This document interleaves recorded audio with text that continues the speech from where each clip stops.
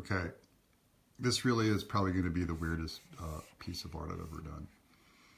I'm going to do a visual representation of my 3-act structure. So, this is kind of strange, right? I get it, but this is how I see things.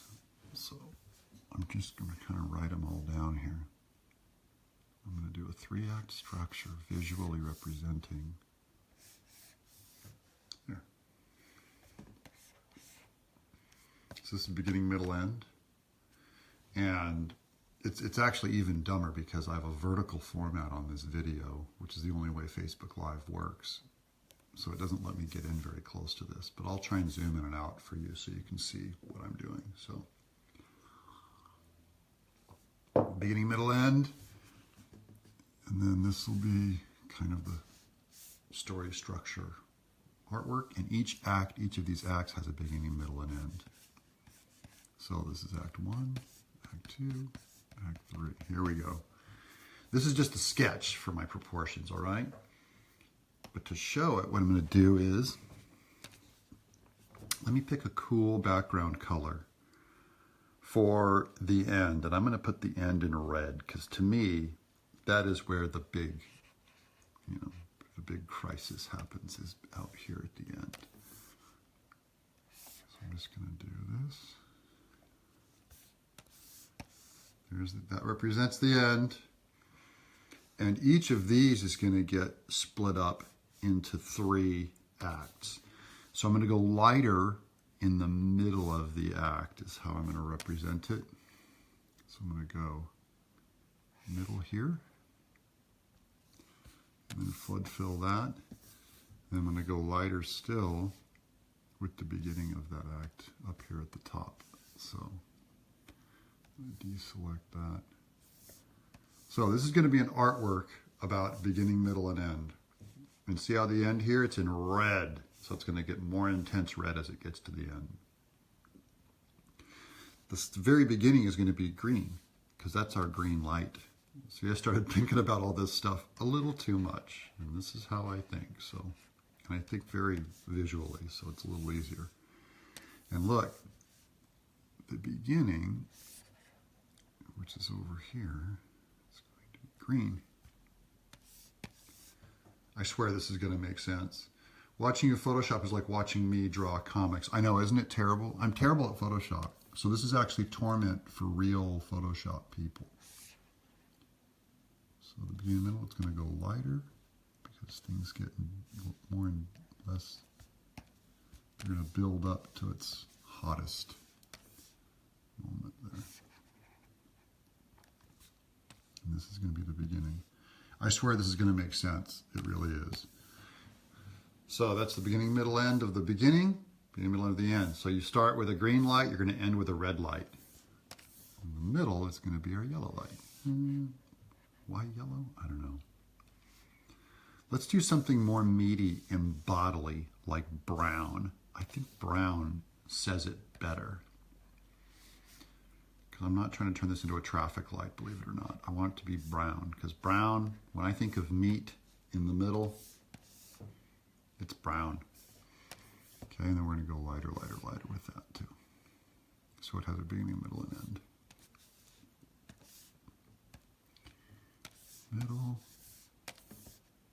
and the beginning is way up here. And that gets to be the lightest.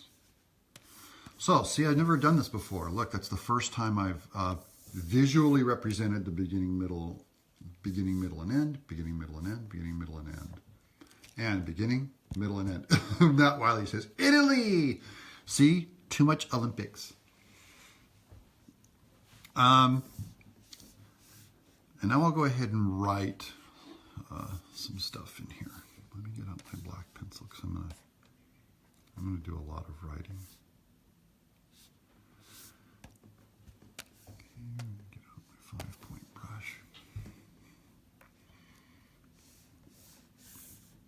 Okay.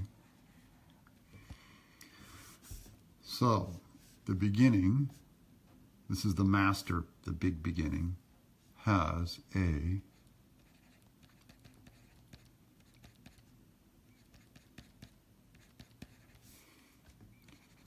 has a beginning, middle, and end. And the middle has a beginning, middle, and end. And the end has a beginning, middle, and end. And of course, the master heading in each of these, Act 1 is the beginning, Act 2 is the middle, and Act 3 is the end. Okay, this is a 3-act structure on storytelling. And this is a midpoint for the Save the Cat people. I feel sorry for you because I really don't use them that often, but it can be there. Like that. And we'll do that in purple because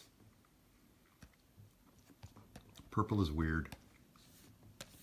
So let me go ahead and fill that in too. There, purple. This is going to be called, this is the mid story twist. Everything goes down to this point and then this goes up to the end is kind of how it does. Usually it means your character finds something. I'll put in parentheses over here. Your hero, it's really a false solve, but he gets what he wanted. There. See, but it's a false solve. So you have a lot more story to figure out before that thing is done. The beginning, oh, and we have to put in the twists also. So I'm gonna give those a separate color too. So let me put another layer on there. So I'm gonna get these are the twists that are between each act. So let me do this here.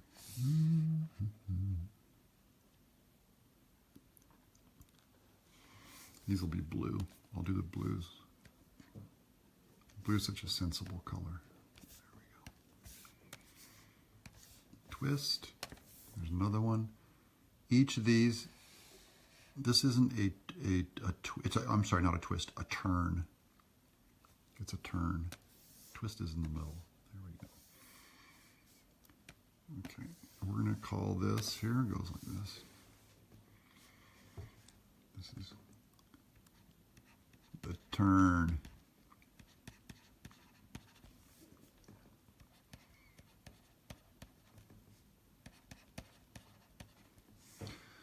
So you might ask, what's a turn? What's a turn for? Well, a turn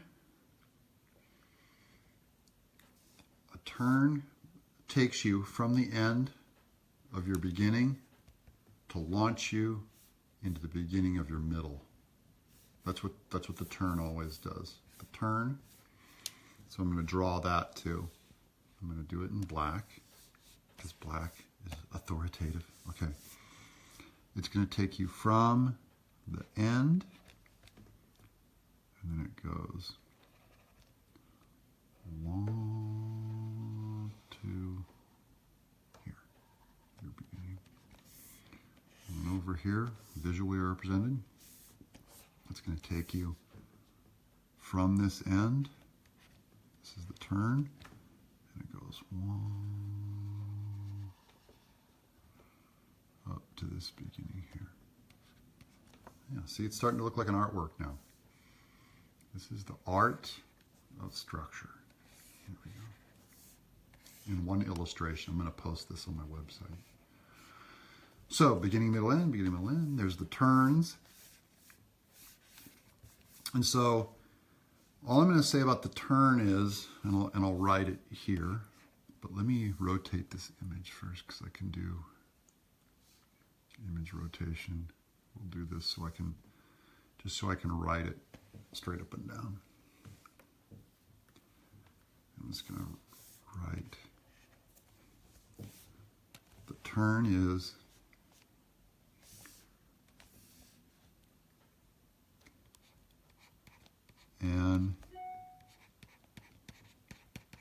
event,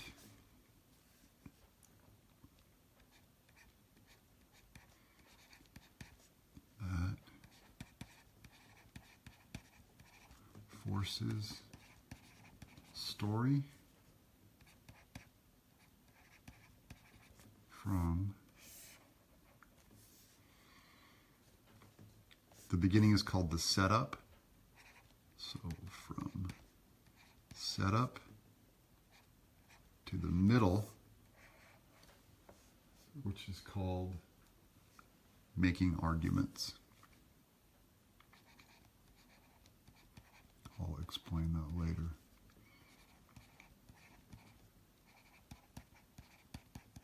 Out of space. And then we'll go down here to this one. Over here. This is an event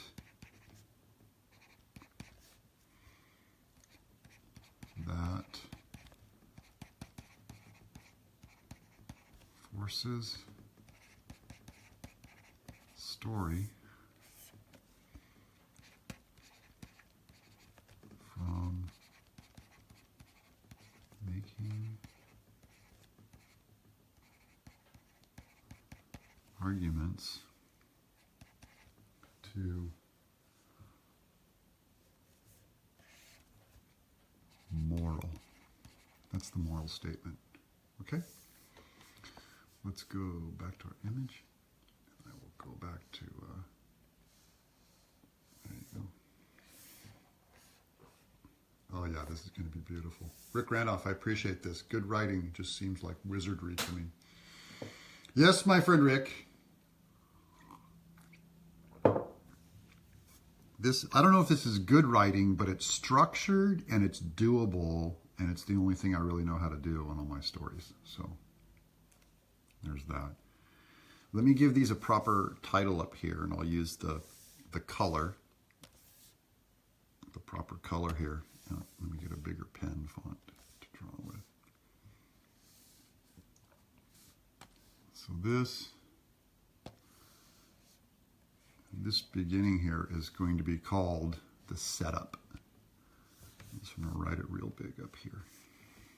It's called this is the setup.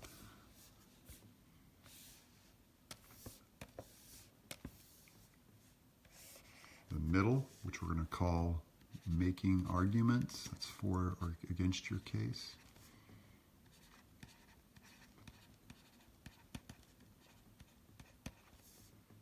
And the end, which is your moral statement.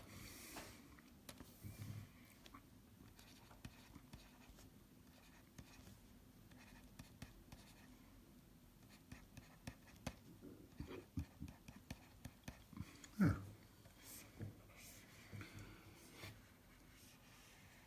There it is. Okay. Now we're going to break each of these down a little more too, with writing in it. But this is, start here at the end, because by the end of your setup, I'll use a nice dark green here.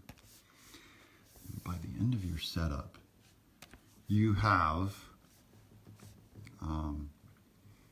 you've set up your story. So what's that mean? You have, let me zoom in, and I'll write smaller too. Oh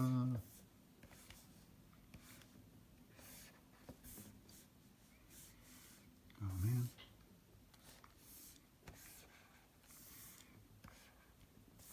This is going to be just torture for people who know Photoshop, because they're watching me do everything by hand.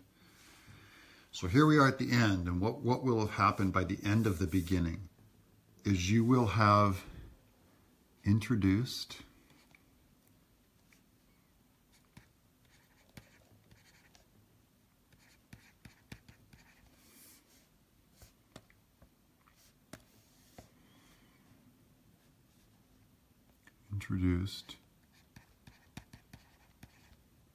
hero. You will have shown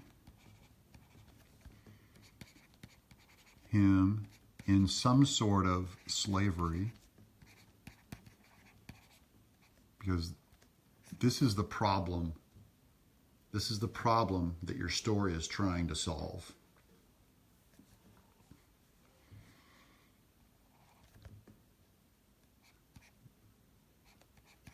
This is his problem that must be solved.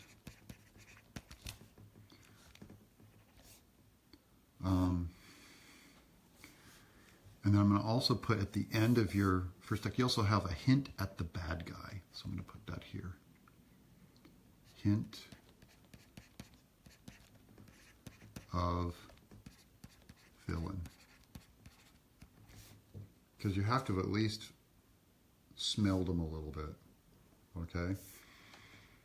And that's going to bring us to the beginning. So once we've done all that. So at the very beginning, this is the beginning of the beginning. You know, you have a lot of world building to do, right? There's a lot of introductions is kind of the theme of the beginning. And same thing with the beginning of your second act. There's a lot of introductions. So in the beginning, you have to introduce kind of the overview of everything, right? So it's introduce the world. Is this future? Is this the past? Introduce the world. Introduce the genre. So is this a Western? Is this a horror? You know, you don't want to spring this on them halfway through your story. You don't say, oh, you know, trick, it's really a comedy after I showed, you know, the beginning of the Holocaust and it's all terrifying. You know, you want to give a hint that it's a comedy or a horror or a drama at the very beginning. And that's done through music or settings or characters or things. So the world, the genre,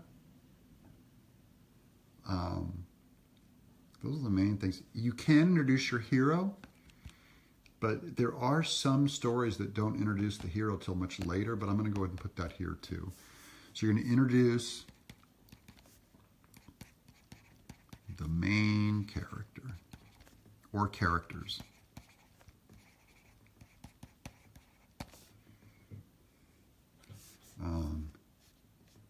The main character. You know, The Hobbit.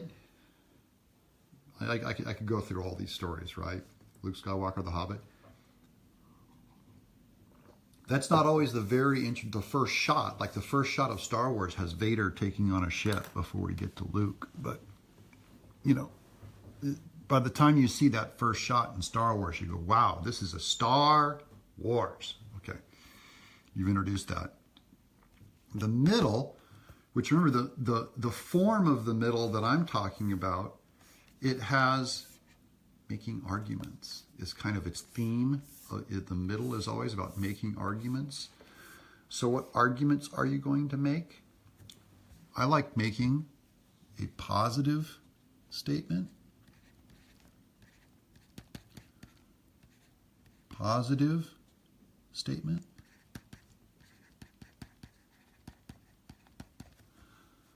Of who hero is. I like making a negative statement.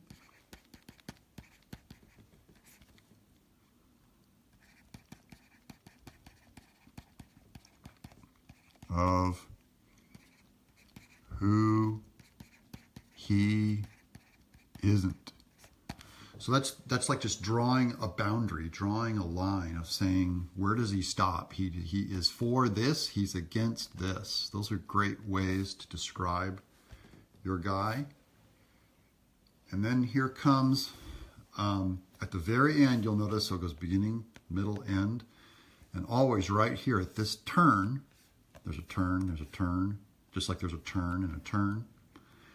at this turn, right at the end here, we usually make a moral, some kind of a moral problem is here, which is already at the very end. It's well established, but this is a mention his moral problem. Why?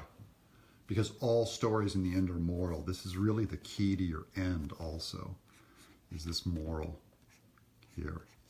It's like you're going to tell them like something is wrong with this guy. He lost his job. His wife's cheating on him. He's a coward. There's all kinds of things. Something is wrong. Now you have somewhere to go. And once you've accomplished introducing the hero, that thing is over. Cool?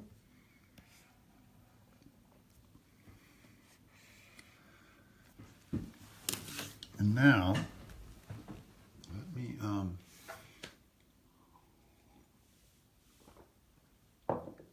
need some coffee, man. Let me get some coffee. I'm going to get some coffee. I'll be right back.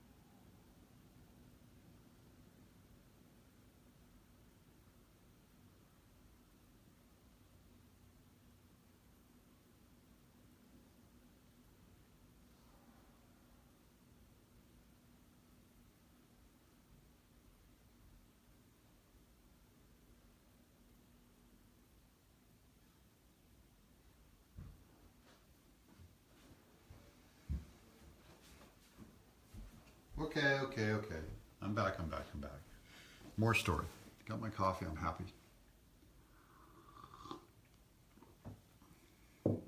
Matt Wiley. Let's talk about Doug Wiley's Gone. Yeah, do that.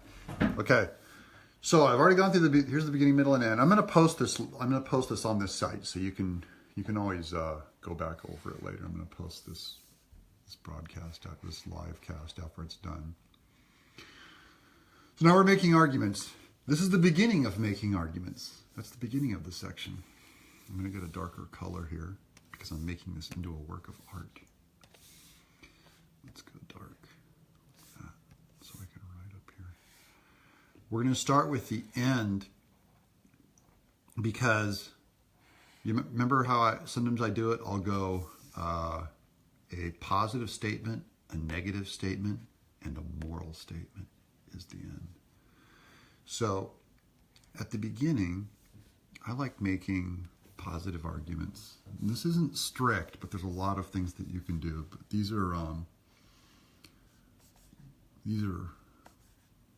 is a positive argument.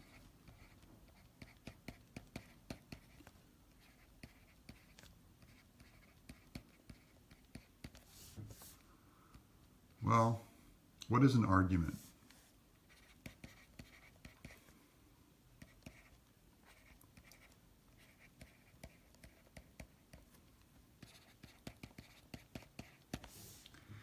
It's a challenge. Challenge to what your hero believes.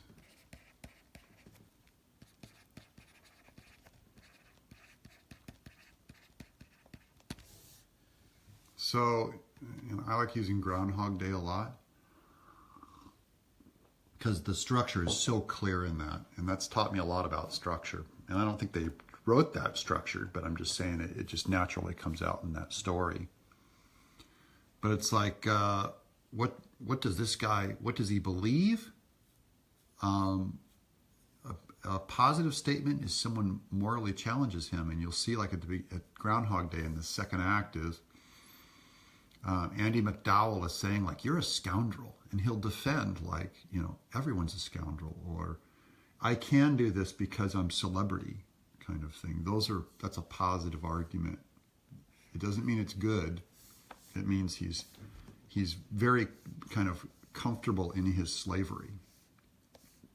And I think what happens at the beginning is, at the beginning of the middle, is there's that, I know this is terrible, but it's training. and I hate the word training because people always end up putting a character literally being trained. In action stories, that tends to be what happens, is there's a mentor. You know, he's literally training him in Kung Fu or something. If you look at all the Batman, those terrible new Batman movies, the Christopher Nolan ones or whatever, it's got like Qui-Gon Jinn, like training Batman with swords and stuff like that out in the woods. There's always a master and he's out in the woods. The Matrix has training too, but it's really, it's equipping your hero. So let's call it that.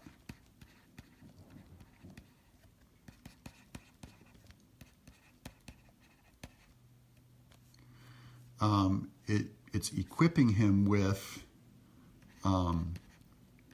skills, his allies, so his friends are introduced here. His allies, this is where Luke meets Han Solo and Chewie and Leia. So, and Ben Kenobi, these are skills and allies. He's learning the Force. Allies. This is the most interesting part of the second act because it's like all new stuff. You're on a journey now. I'm going to call this beginning 2. This is on a journey. So in Lord of the Rings, this is when we meet Boromir and Legolas and all these other guys. Everything in the first act of Lord of the Rings is when the hobbits are just getting out of Hobbit land and they go to Bree and they're challenged, and this is where, you know, they meet Aragorn. He's like, you're not scared enough, you know, and all that. Okay. And in the middle, which is the middle of the middle, the making arguments middle, I often put in a negative statement. So this is where you draw a line on your character. Negative statement. They often state, they show the boundaries of their immorality. So he'll say something like, I won't do that. That's too far. I won't do that. That's a negative statement. And so those are those kinds of arguments, right, that you're building. But it comes in the form of a challenge, right? So he's challenged, hey, let's go steal all this money. He goes, I won't do that. I won't go that far. So he has a line that helps describe the boundaries of your character. Positive statement, this is what I'm for. Negative statement, this is what I'm against. And now you have boundaries. By the halfway point of your story, we know the boundaries of your character, and it can often get boring, which is why people put the mid-story twist in, because this really changes everything. Okay? Let's go developing the middle a little bit more. This is the meat of your middle. This is also where he gets to know his allies, so you build relationship here. He is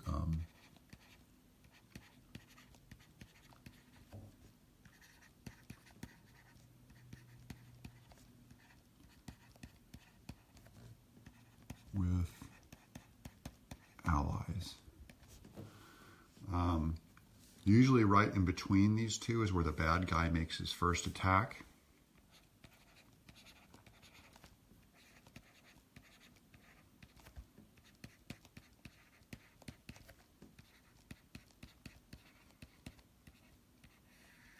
I don't want this to get too esoteric, but it really is esoteric in the middle.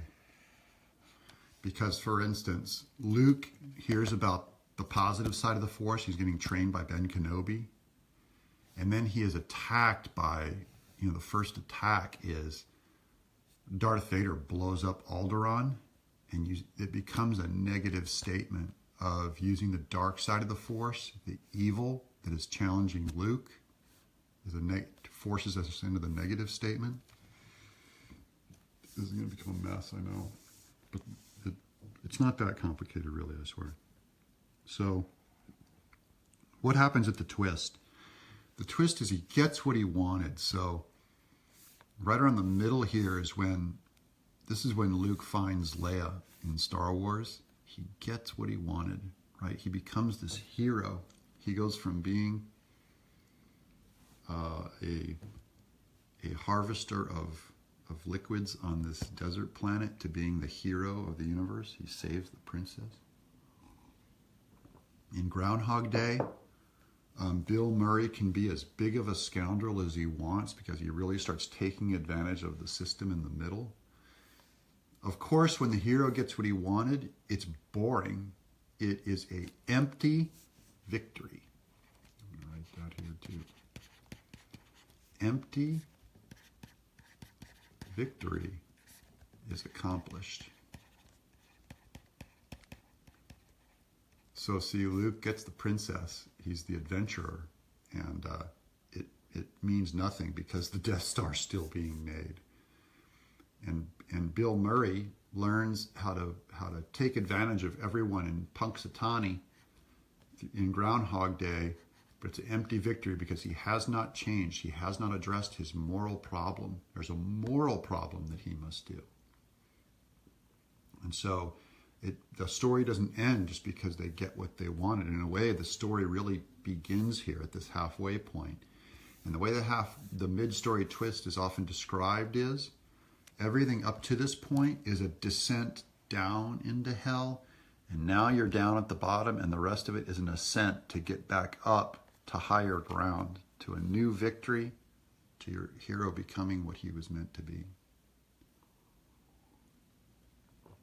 And of course, we have some kind of a twist that brings us to the end, and I think this is where the morality really starts kicking into high gear. So I'm going to put here at the end of this middle is this, there was a positive statement, a negative statement, and this begins the moral statement.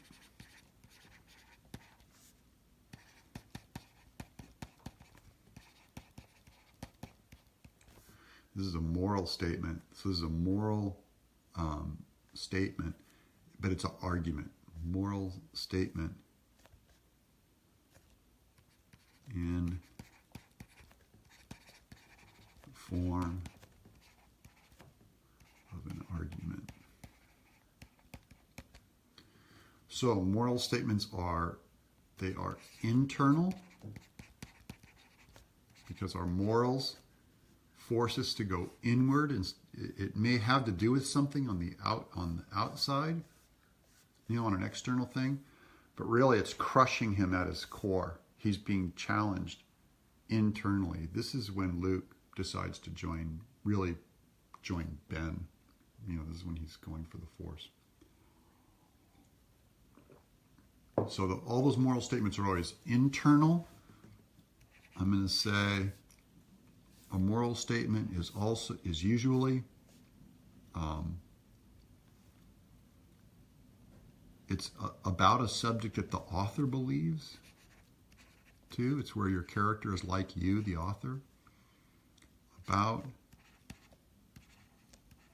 a subject the author believes. And number 3, it seems difficult to solve because you're going to have to go into battle to solve it.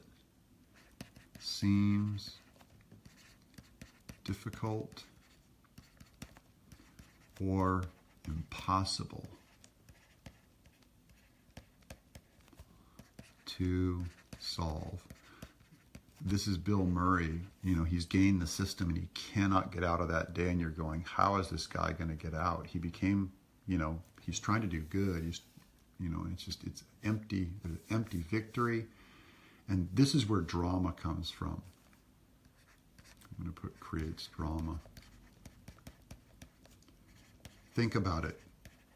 Anytime you have a character where we all agree that he's in slavery and there's something wrong and it's terrible, and you say there's no way, there's just no way, he can't do it. In Jaws, this is where Brody begins on the boat with Quint, and we see him just incapable of being comfortable in his own skin on that boat. He's a terrible ocean warrior, and you're just like, this guy is not going to do, and can't do anything against this shark. I'm going to go to our end. Let me get in the end color. Go to the dark here.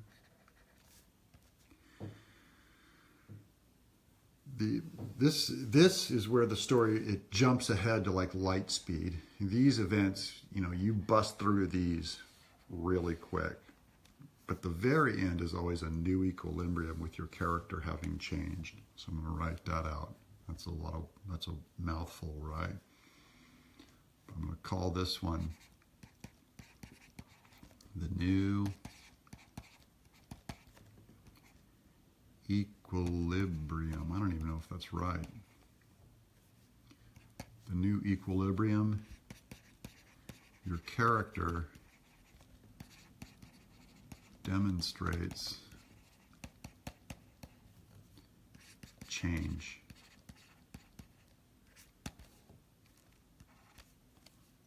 I'll say he is morally at peace.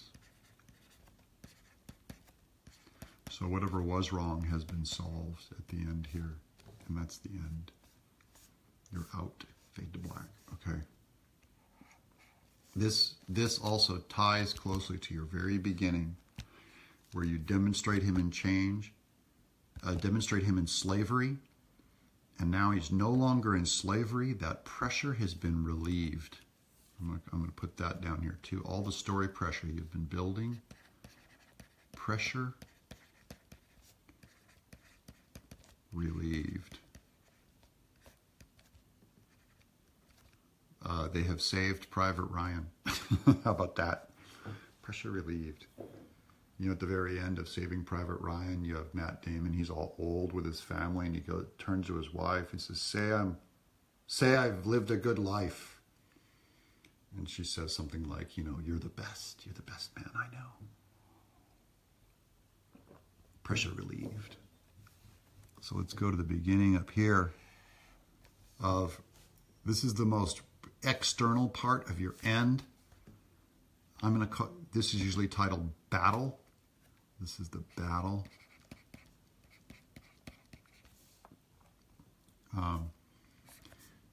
This is the battle. I'll say it's a battle between two ideas. This is your hero versus villain.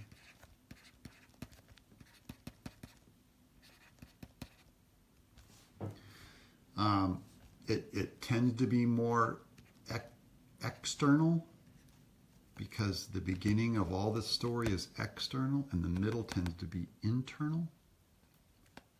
External, internal, moral victory. External, internal, moral victory. So this tends to be external.